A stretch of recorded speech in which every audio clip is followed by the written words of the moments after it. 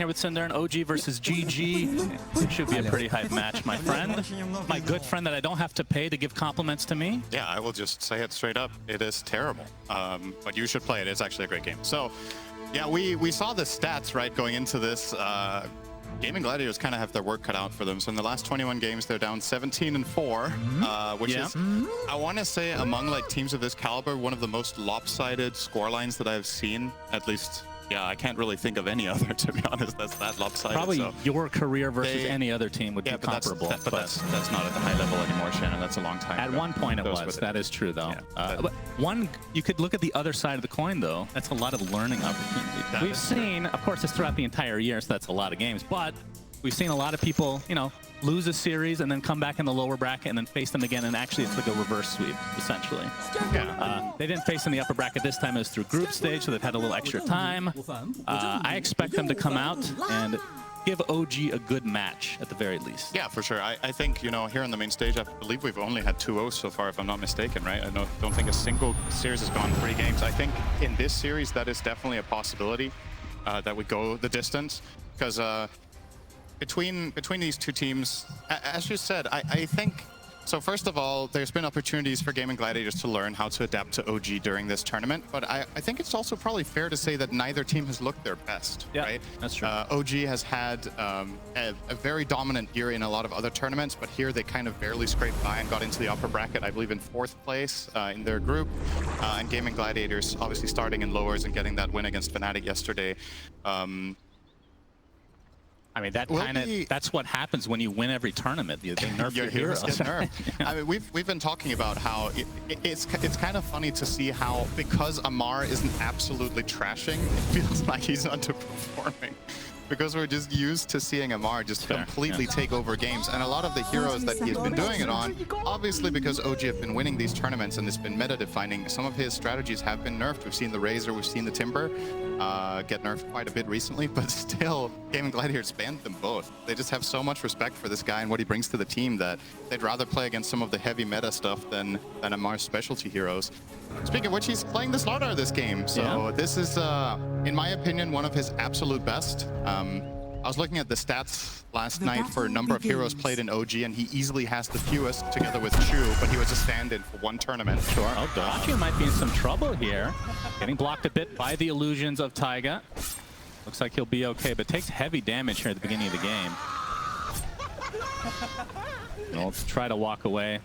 Something worth pointing out about the way OG approached this draft as well was, Dorachi actually a lot of damage here. We'll get a couple of raises in if he wants to, just one though. Opening the face with Naga when you have the absolute last pick of the draft does give you that flexibility option where you can switch it over to support. And what OG essentially accomplished was that they kind of forced GAIMIN Gladiators' hand to at least pick some sort of solution to carry Naga. And then when they don't like the matchup enough, they just swap it over to position 4 with this minus armor strategy they have. I think OG's lineup in itself has incredibly much, I don't know if you want to call it internal synergy, like the way the heroes play off each other. You have so much physical damage with minus armor, alacrity, whereas GAIMIN Gladiators' strategy is, as the panel pointed out, very much early heavy. I think it's super important for them that the lanes go well, but they are on a lot of comfort. And to me, maybe the unsung hero, everybody's talking about Marcy, right? You know, it's like Marcy, Enigma.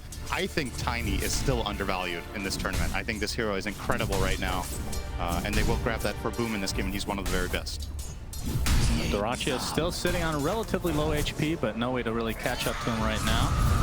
The raise way off here from Dorachi. Maybe a little nerves here on the stage. I mean, one thing we should mention about GAIMIN Gladiators, they started out the year extremely well.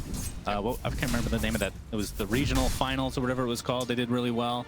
And then the second major they placed really well. And it feels like since then, they've basically, when they qualified for TI, I don't know if they've dropped off or teams have just figured them out a little bit better, because they just haven't looked quite the same since that point. Yeah, I think this tournament has had plenty of surprises, right? And I think something worth keeping in mind is looking good in groups does not necessarily translate to the main stage, right? We've had examples this year, probably the most glaring one, with EG winning their group and then losing 4 games back-to-back on the main stage. Cinder. It's a thing, you know? Like, you can have really good days, you can have bad days. The days you want to peak is on the main stage. And I think something that's really good for GAIMIN Gladiators in general is that, oh, hang on. Nice cookie. He's going to close the gap here for Yuragi to right-click Tofu. Pops that fairy fire, but the Jingu is up, and first blood goes to Yuragi. Gets a little bit of HP back thanks to the Boundless Strike Jingu combo. So, but OG first on the board. This is a very good lane matchup for Monkey King, one of the most formidable laners against the Underlord. So getting a little bit of a head start. Another curry? No way. Very good. Oh, he's faster. Fast. Yeah. One more will do it. God, that is. I think he didn't get Duracio's curry the first time, right? It was somebody else's, if I'm not mistaken. I think it was Celery's. I mean, this is really bad news for Duracio. That was his salve as well as Wraithman, so a lot of laning presence just out the window here for him. Yeah. Still has the 2 mangoes to work with, so I would say this should be a Shadow Fiend favored lane. Like, Starter is a melee hero who has no ranged way of farming creeps, so every time you want to go and get a last hit, you're exposing yourself to getting raised comboed. But so far, so good for Amar, right? He's 13-3 against the basically exact same CS scoreline for the Shadow Fiend. And that is while playing with support Naga, who honestly doesn't really offer that much for a starter most of the time, right? Offers courier killing potential, apparently. You can see another cookie setup kill onto Tofu Jingu with the Scatter Blast. And second kill in this lane for Yuragi and OG overall, who, I mean, like you said, even in this off lane, for Amar, doing quite well to start this game. He's going to take a raise, though. Gets a crush off, but no one in the vicinity. They'll have to back away as the Tango's slowly bringing them back up to a healthy amount. I gotta say, man, I don't want to play Silencer Underlord lane in this game. I feel like Silencer's job is so difficult. You need to offer some sort of presence for the Underlord, because if you don't, he just gets bullied out of the lane by the Monkey King snap. But if you come even remotely close, you get Boundless struck into a cookie and you just die, right? So it's just really, really difficult, and it goes to show how powerful this pick from OG was. I was wondering if GAIMIN Gladiators were actually going to opt to go for some sort of tri-lane to try to solve this laning problem, because they're one of the teams that likes to do that. But the issue is, I don't think Underlord enjoys either side lane. Otherwise, we'd be playing against Slardar, which is also not great. So you kind of have to choose the lesser evil here. And unfortunately, both of them, for that guy, are not the best. Ace is getting great farm, though, gotta say. 23-7 is very impressive against this lane, but it has cost a lot of potential for Tofu's ability to scale somewhat in this game on the sounds. Right. How important is it for Ace to be kind of active on the Like, how fast do you actually get active on this hero with the Fiend's Gate? Because I can look at the OG lineup. You've mentioned the minus armor. They have amazing setup for Sunstrike in various ways. Yep. Like, their lineup makes sense. But from GAIMIN Gladiators, it feels like there's some maneuverability here. I think there's some interesting plays with it. Oh, hang on, bottom lane. Yeah, a lot of damage comes out, but that's the stun onto Ace. Yuragi not gonna go any further here. I saw the glyph come out there. I think maybe GAIMIN Gladiators were expecting Yuragi. Oh, the Hurricane onto Amar, but he gets the crush off and is A-okay. Taiga, he's gonna get the ensnare. A little bit extra damage to Celery, but Amar not in range to get a stun off. How many courier kills we're gonna have this game? 3? Yeah, that was Ace taking out the opposing courier here. Finally, GAIMIN Gladiators got on the board on that account. Indeed. We should have a courier death count somewhere. Visible at all times. What a very courier important. kill cam. That Fully zoomed in. Sounds kind of, I don't know, that sounds kind of violent, honestly. Oh, but you don't mind when the heroes die, right? Yeah, sure, yeah, but couriers, oh, let's yeah, but the squeal of a courier is just on another level. Have you seen the couriers? A lot of them don't really... Okay, I mean, there's kind of a... Okay, I take that back. That's a really cute dog with a hot dog in the dire base. All right. Could be Onion. could be anyone. Scatter Blast onto Ace. Yuragi's here, though. The cookie set up. Boundless Strike. Sunstrike's coming as well. And Ace, one right click away, and Yuragi takes it. On the other side, Amar did fall to Duracio. And Celery able to get out, so no trade at the top lane, but a trade basically globally for both respective position 3s. Taiga, Duracio, another raise, but not quite enough to finish the job. Pinecone? The Pinecone is very scary, slow. but very slow, as you would expect from an inanimate object. Oh, it's like still alive. He'll be able to juke it successfully. If it got to, what's it called again, the ability test? You know this. Seed Shot. Oh, you actually knew. I mean, that one's the dumbest name in the game, probably. I forgot. It's not something not a very called out ability. True. Mid lane is one lane we haven't really talked about too much, with BZM on the Invoker sitting on 37 and 11 and then 31 and 12 on the other side for Boom on the Tiny, who is now smoked. So we'll see if they can, I mean, with the TP coming into the top lane, we'll see if they can punish this a little bit. Yep. This should be a good rotation. If they kill Amar again, they actually stifle this game. Run into Taiga instead. They won't be as happy with this potential trade.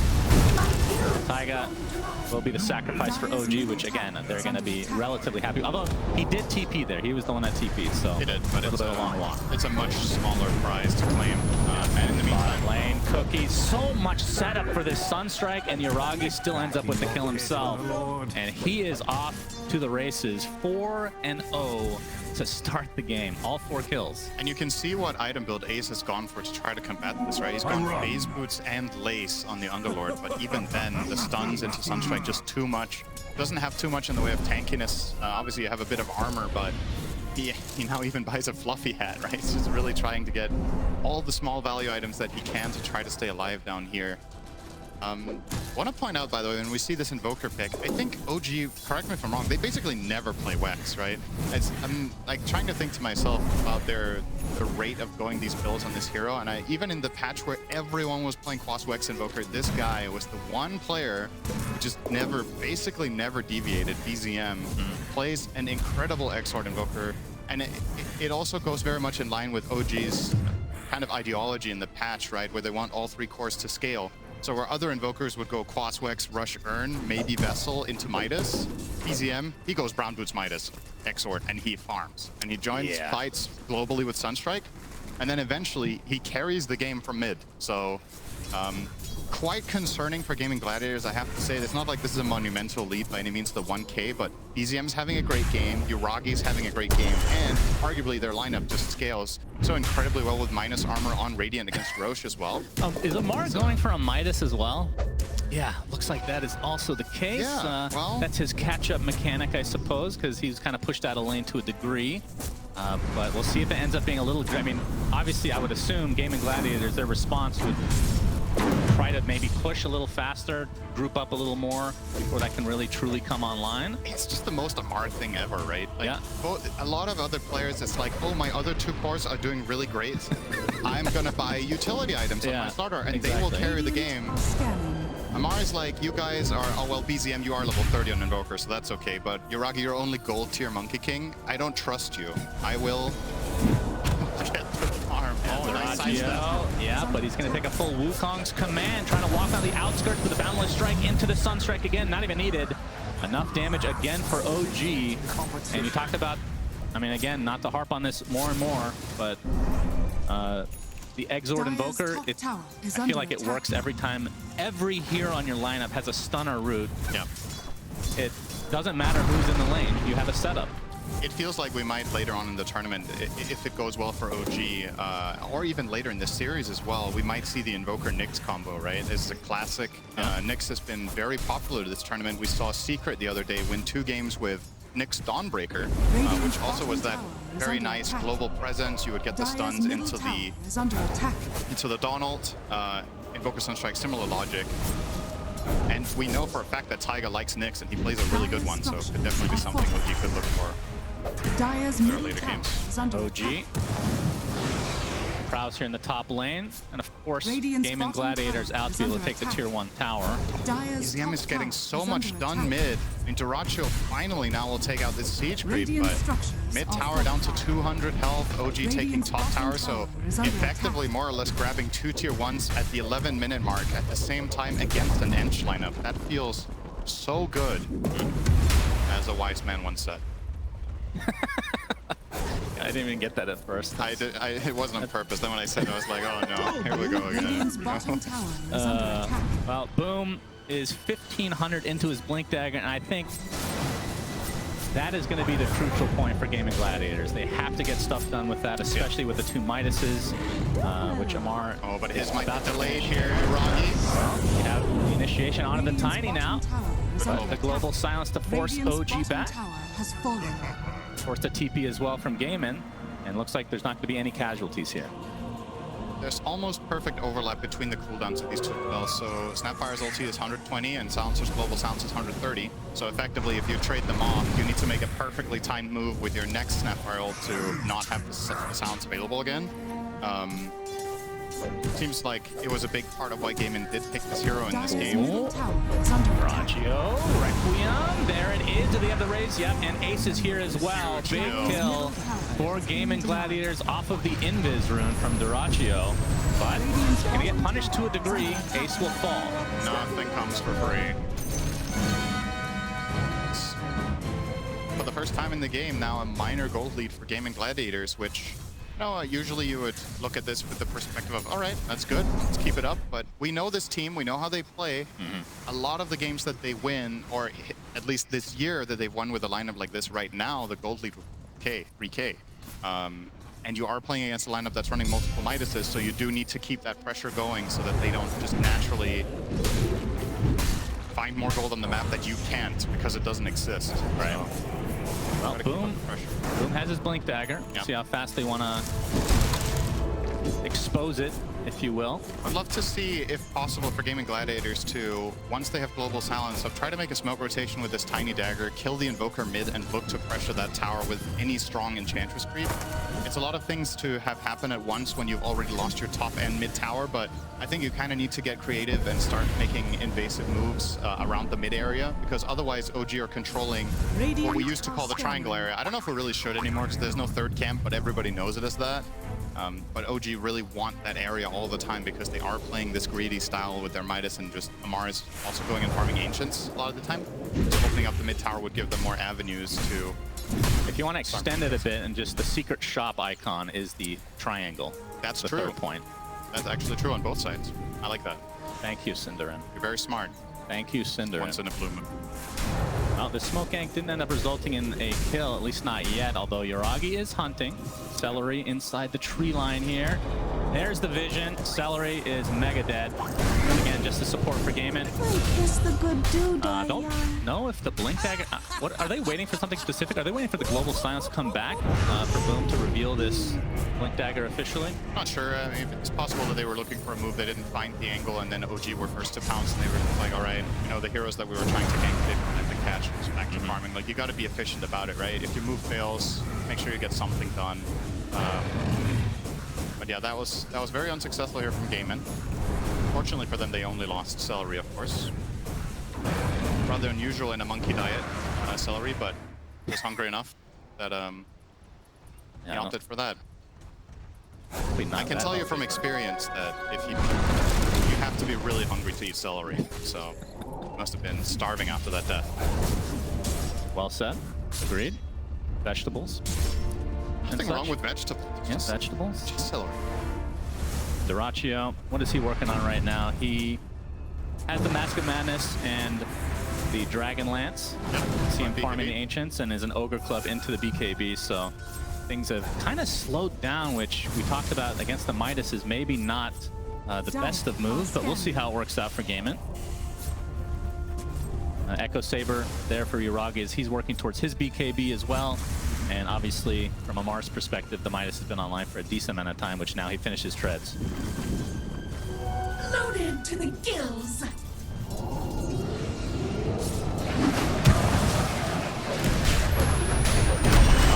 Quickly back to live as Ace is dead, so we didn't get to see that gank in its full juicy perspective, Cinder, but they did call what they were going to do, and they were successful. Yeah, spoiler, it was a Sunstrike kill. Well, Invoker didn't get the last hit, but he was involved as usual.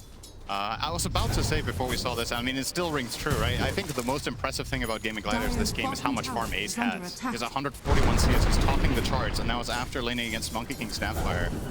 Ace does a really good job in general for this team at finding a lot of farm. I think, you know, I think that was part of the reason that GAIMIN Gladiators were doing so well earlier in the year was when they were running these tri-lanes with Duraccio, they still, when they put Ace in the safe lane, he managed to just find a lot of last hits on the map in the jungle, just be very effective, even with a bad start. That's exactly the case here as well. He's 1-4, but his CS is very impressive. Oh, Boom goes in, gets the Avatos, but it's on a support Naga. Gets Hurricane, but there's the song. Taking some damage from the Arcane Curse. He's just going to TP out in the midst of the song, and the Tier 1 tower will drop in favor of GAIMIN. It's still this is what GAIMIN needed, right? They need to open that mid tower, so they do finally make this move and are successful with it. I like the choice there of holding the global. They could have killed the Naga if they wanted to, but they think the global silence is too important in order for them to go for their next objective, which is right here. And this goes very, very fast, actually. OG. Yeah, they have to be careful. The Mortimer Kisses are online. If OG have an idea this is happening, the Sunstrike is going to reveal a little bit. There's Avatar back into the pit. Amar just dead. Just like that, as the Mortimer's Kiss is coming out into Dyrachyo, but the global silence counter that the panel talked about. And this is looking like a potential free Roche for GAIMIN now. Yeah, OG just giving it up. Here. They're not interested. They have their Slarbar. They can't get in there. Yep, and the zoning Requiem as Boom secures the Aegis for himself. Interesting they didn't give it to the Shadow Fiend. I really thought you were going to put that one on Dyrachyo. I feel like this hero is often very vulnerable and gets a lot of value out of having the Aegis because you don't have to put BKB in your first life when you get jumped. Yeah, Boundless Strike into the Wukong. Sunstrike's coming, but he is okay. Dire's bottom tower is under Trying to bait some TPs potentially, but nothing actually came. There's a 15 armor, so Wraith Pact was on cooldown. Oh, he's actually going for the wave. Are you Shiraki gonna try him again here? No. But yeah, I love that move from GAIMIN Gladiators. Really good stuff. They not only do they get the Aegis, but keep in mind this Radiant lineup is incredibly good at killing Roche. So the fact that you take it away from them is almost as valuable as getting it yourself. Yeah, the Aegis could have been on him, but instead he would have died twice in this scenario, I would assume. Although, you can see GAIMIN starting to pincer in a bit. The Avatars onto 3, Misha very low, nice Firestorm from Ace as Yuragi kind of separated from his team, attempting to TP out, and he will be able to TP successfully, just barely out. Aegis was consumed. Yeah, that's pretty good for OG. You're happy with that. You find the Shadow Fiend and you get the Aegis on the follow-up fight. All you lost was your position 5. That's great. Very, very good TP there out from Yuragi, obviously counting the stuns, knowing there's nothing left. The only cancels that they have are Requiem, which was dead, and then Underlord Root, as well as the tiny combo that was used immediately in the beginning, so good call there. OG with the 1K lead at the moment, but it does, again, I know that OG are kind of the favorites going into this series, but with these Midas pickups, I feel like the fact that it slowed down a decent amount, they've kind of nullified the Roche that GAIMIN was able to claim for themselves. It feels like it's OG's momentum right now to a degree, despite that Roche. This aggressive move from OG could actually fail horribly. They don't know that they're visible. Avalanche! And the toss, Requiem to follow. Yuragi is mega dead, and here comes Ace with the Fiend's Gate. Misha's going to be the second kill, so nice pickups for GAIMIN. What a sick ward. Like, I totally understand OG don't expect there to be vision there minute 19 around their own triangle there, but that paid massive dividends. That's a huge kill on the Monkey King. You get a little bit of a bonus there. And obviously what OG were hoping for here was for the Shadow Fiend to go and farm the Ancients so that they can get that kill with Monkey Snap plus the Sunstrike. But GAIMIN Gladiators one step ahead. They knew it was coming, and they set the trap. And that's going to result in a BKB now picked up on Dyrachyo, and he's immediately eyeing up that Aghanim's Shard. It feels like it's different how people progress from this point on SF. We've seen some people get the Shard, we've seen some people go straight Butterfly, we've seen people go Daedalus in this slot as well, Scotty, there's plenty of options for what you can do on SF. I think the Shard is nice though, for how the game is going right now. You want the extra, I mean, even just the extra little bit of fear is actually very helpful. Why are you laughing? Isn't that the best part of that? It's so good. I mean, it's half a second, right?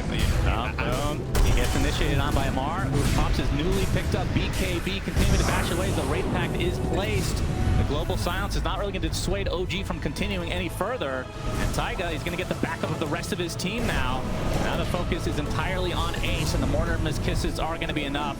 Double kill for BZM off the back foot of this. 3 dead for GAIMIN as they are punished severely for entering OG's jungle. And global silence there was expended, which means Misha could finally get to play a big part of his hero, which is always fun when you get to use your ultimate. Right, I have a mechanics question for you. Yes? For the Shadow Fiend, he has Specialist Array. How does that work if you get Shard and you're critting? Pretty sure it only works in units. I think it follows the same rules. I believe when this item came out, it actually synergized with Psyblades, but I think that got changed pretty quickly because you were Psyblading on all 3 projectiles, and that was kind of insane, if I'm not mistaken. But I don't think any of the secondary attacks carry anything at all. No attack modifiers, no crit. I mean, Uragi. it's still nice on SF because you hit really hard and you like the stats, so it is a good neutral item on him. I wonder if SFs, if they could choose, if they would prefer this over Corrode. I don't think they SFs would rather have that still. The attack range and the magic damage increase is super nice. As he's actually opting not to go for the shard this time, so it will be a Daedalus. Oh, he did change. Did he change his mind? He has the shard, right? It's coming out. Oh, is it? He went Crystallis, you're right. So he did change his mind. I heard you laughing at the half-second fear. He's like, okay. You were the one laughing. I like that. That's the reason I think it's good. Last year we were actually dumping on this shard. Then they added the fear, and I think that makes a big difference. It is definitely better. We have a smoke now from OG as they enter the triangle of GAIMIN Gladiators. Dire are They're not scanning. going to Ward find is anything. still there, but this time around, obviously not visible. It's actually going to pop here, but they don't know that Boom is in the trees. So it looks like nothing will come of this other than potential wards here. Now they're heading towards the bottom lane. GAIMIN just Radiant's bottom showed. tower is under They attack. showed on this Naga illusion. At least one of their heroes did. They see Ace. TP out. Ace might be the only one caught out, but the TPs are coming to the tier 2. Caught inside the ice wall. And it's going to force some BKBs out of BZM, so not too bad from GAIMIN. Yeah, there was no backup nearby, and Amar still doesn't have the dagger. So it's a nice setup from BZM. Landed the spells pretty much perfectly. Tornado, EMP, and Ice Wall and into the snap, but it didn't have any follow-up, and Ace is just way too tanky for him to on his own. Is the 4K lead mostly Midas related, would you say? How much? I don't even know how to equate that at this point. It's hard to say. I don't think it's mostly Midas. It's obviously starting to matter, but you also do have a 404 Invoker with 225 CS, right? So BZM is having an outstanding game here. I think that's, that's a really large part of the net worth difference. It's actually his difference down to the Shadow Fiend, who is playing a different Dire's role, is the bottom net tower worth lead. is under attack. Yeah, speaking of the Invoker, relatively quiet game from Boom. I feel like when this guy plays Tiny, he has a tendency of really taking over games and popping off on these Tinies, Ember Spirits. The spirits that are very kill hungry are his best. He hasn't really found many opportunities this Yeah, game. it felt like when he picked up the Blink Dagger, there was like a 6-minute period where they were just farming still. Yeah, they finally found those 2 kills in their own triangle, right? That he was involved in. If he didn't find those, he would have had 3 total kills to his name and at 25 on Tiny. It's very low for sure. And it feels like, so in this game state, I think OG are so comfortable, which is the biggest concern really for GAIMIN Gladiators, is that it's got to be in the back of your mind that OG want this. Yeah. They want the game to stall out Exactly. and nothing to happen. They will smoke themselves now with a Radiant better are map scanning. positioning perhaps, but like they don't have to make a lot of moves as long as the lanes are in the right position. They feel very comfortable with scaling up. Yep, Celebrate, tanking the gang. Deleted. Mar, Alacrity, and yeah, pretty much any hero would die there, so GAIMIN would be happy that it is Celebrate. Yeah, with Alacrity, Treads, and Midas, you might almost have regular attack speed against Enchantress. Very good. Yeah, maybe that's part of the reason for going it. He has the damage from his buddy in the mid lane. I think you were going to see most Alacrities probably go in the Monkey King, right? But I mean, that's another nice thing about their lineup. Both heroes have the guaranteed procs from getting multiple attacks in, right? You combo that with an attack speed hero. Very nice synergy again. Next Roche, 35 seconds away, and I think that's gonna GAIMIN have to get that one again. Obviously, the first time they got it, like you said, it was kind of taking it away from OG more than anything, but felt like they didn't really use it in any Dire's meaningful bottom way. tower is under attack. BZM, not going to get gone on here by Boom, who is working on the Aghanim Scepter. This is actually really good timing for Duracho. So we're only Dire's 10 bottom away tower is under attack. from Big Bad Stone Man. They do have a DD on SF. Good vision here from OG though. Mortimer's Kisses gonna reveal Celery here. Clicking heavy damage, has the heal going though. Telemar, oh, the blink is canceled thanks to the Arcane Curse. Iragi now resetting. A little bit of an awkward mini engagement here between the two teams as they know that Roche could be up. Once again, great play from Tofu to not global there. It's very important that you have the right read. I think Nisha was maybe hoping to bait it out, because if he forces the global there, OG are very strong to contest Roche. With that still in their arsenal, they have ways of solving the BKB Invoker going in, the BKB Monkey King. It's a really big part of OG's team fight that Monkey gets his ult off. And if they see him at any point and he has to pop BKB defensively before he ults, they just global him out when he starts channeling the ult. And it gives them a lot more space and time in the fight for SF Dire's bottom tower and the is Tiny under to attack. deliver. Yeah. Let's see, this is a really, really important moment. OG had the vision in the pit there. The Naga illusion as well as a Torch Spirit. Coming out mid lane with raises. Yep, as Roche is already approaching the half HP mark. See if GAIMIN can try to contest this, because this could be a turning point for them in this game, no doubt about it. They're gonna run right into Misha. Is under attack. Roche is abandoned temporarily, but Ace is caught out. Yuragi gets off his ultimate, but he's taking heavy damage, has to pop the BKB, and now everybody tries to reset as the global silence comes in. Kind of resets this fight to a degree as Bloom gets the Avatos onto Misha. It's going to be close on this kill. Finally finds that's just the first death in this engagement. As you can see, Amar going to town on a BKB SF through the song. It's going to find that kill relatively easily, but he's going to be traded as a double kill for Celery of all heroes. And it turns into a 3 for 2. BZM has to ghost walk away. Yuragi's still fine and healthy. The rest of GAIMIN might have to reset a bit as 2 cores have died. Really, the trade is for 2 supports. It's BZM! Nets the double kill thanks to that Sunstrike. And with that, GAIMIN have to abandon this for the time being. We can see that Roche still pretty healthy, so it's not going to be an instant take for either team. Dire's I top wonder tower this fight is that we under just had attack. break out there, where Ace got effectively forced down to 20% before he got out of the Monkey King ult. I wonder what that fight would have looked like if they globaled the Monkey ult. So we see it here, right? Yuragi jumps in and channels the ult there. If you global, he's just gonna pop BKB and ult again, right? So I guess there was just no way out of this. But it is a really important thing for OG in this fight that Ace is that low. If Underlord has a little bit more presence, he can offer more protection here. For the Shadow Fiend by playing more aggressively in the fight, but he had to back off, and that gave Amar the angle to just go in straight away and just isolate Dyrachyo out of the fight. Shadow Fiend is that big damage deal for GAIMIN. Oh, we're back to live here. Yeah, we have mass TPs onto the outpost as the Mortimer's Kiss is coming, but not that much damage applied.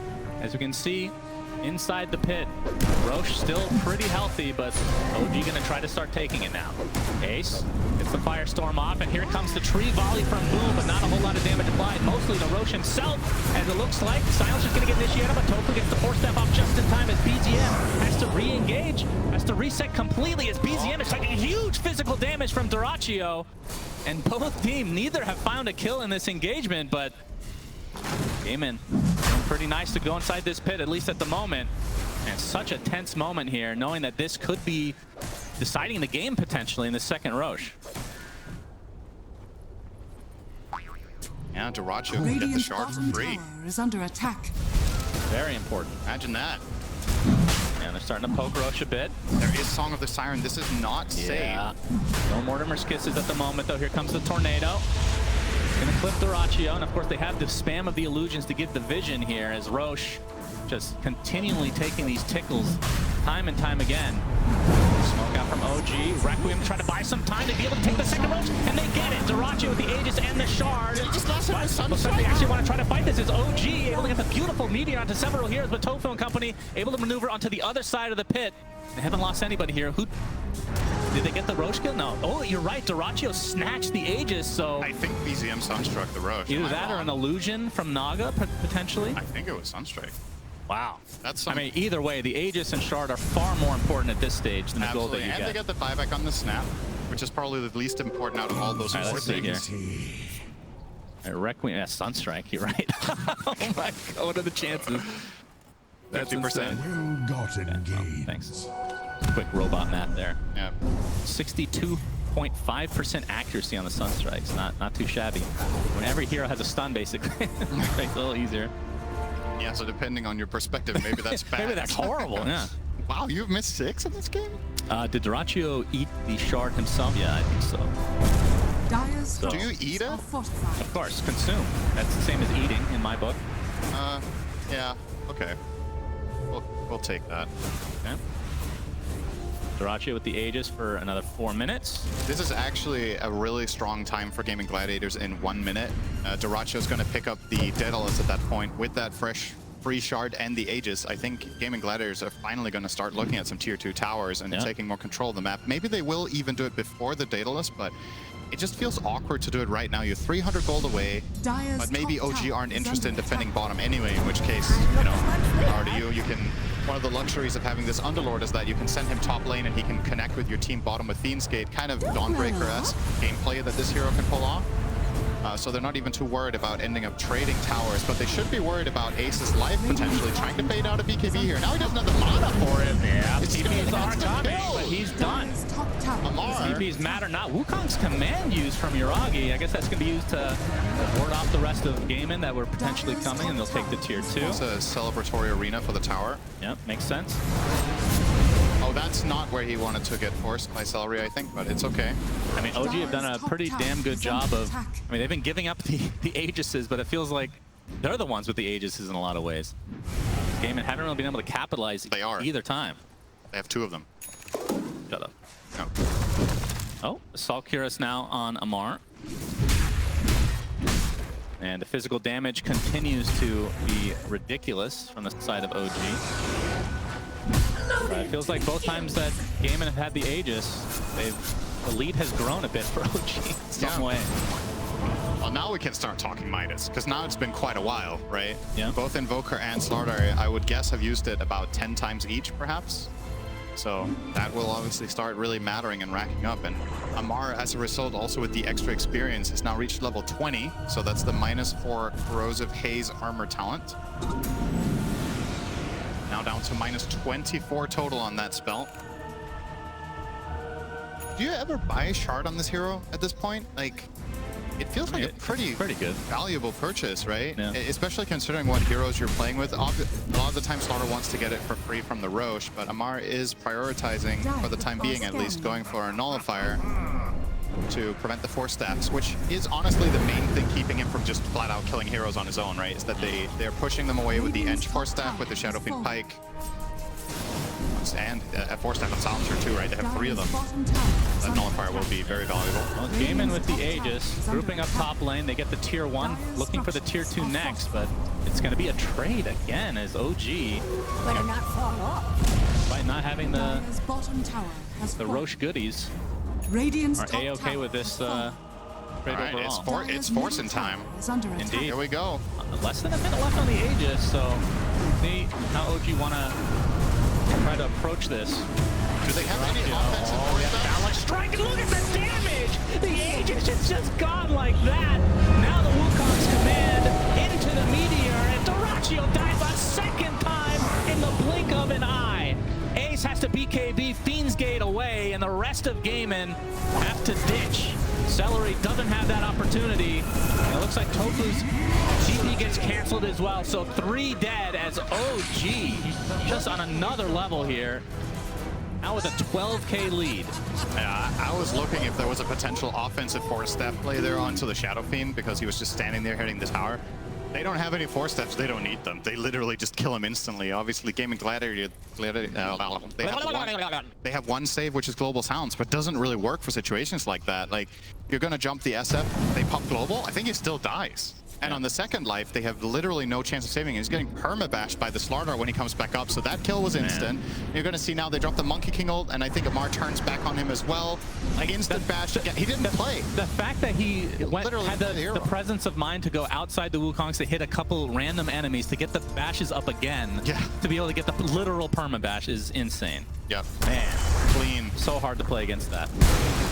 Volley coming in.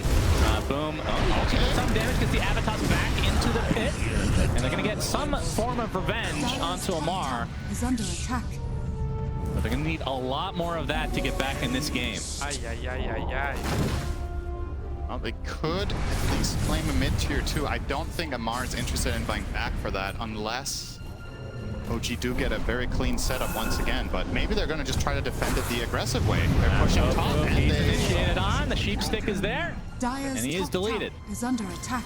They can actually force them back here. They can defend their tier 2 tower mid by pushing top. The OG have, or GAIMIN Gladiators have to come back here. They're sending back the Underlord for now. Forge Spirits won't be able to finish it off, although boom, he's going to get ensnared, and you can see GAIMIN have already TP'd a couple heroes, so they don't have that many in numbers. Boundless Strike connects as well. Dyrachyo has to Requiem to try to zone away the rest of OG. But there's the Sheep Stick and the Meteor with the Mortimer Skits. There's so much fire destroying the Stone Man. As BZM able to get his BKB off, but you can see the song being used. And now they're just going to focus on the BKB targets for the time being. So 2 dead in favor of OG. With the Wukong's command, Boundless Strike onto 2. And GAIMIN are getting destroyed. Oh, so clean. What an insane fight from OG. Everything landing perfectly. Man. Great spellcasting series. The way they set up that kill on Tiny and take advantage of him not having BKB is just so clean, right? And Snare into the Scatter Blast damage so he can blink, into the follow-up from the Monkey King. Just so clean. What's the worst that could happen? And everything from Invoker. Yes. That's a good line for that moment. Yeah. Dire's middle tower. Positivity here is OG now going to the high ground. Obviously, we can see there are a couple buybacks, but they're not going to be that impactful right now. The fortification is popped, and this is looking like minimum 2 lanes, if not more. And again, when Shadow Fiend's back, he's going to have half the soul, so won't be as powerful as he could be. Scotty now picked up by Yuragi. That's 2 lanes. Now trying to go for the Megas. Boom. He's going to get initiated on mid-tree volley, and look how fast he dies again. Scatter Blast finishes him off. He does have buyback this time, though. But at this point, it's going to be Mega Creeps.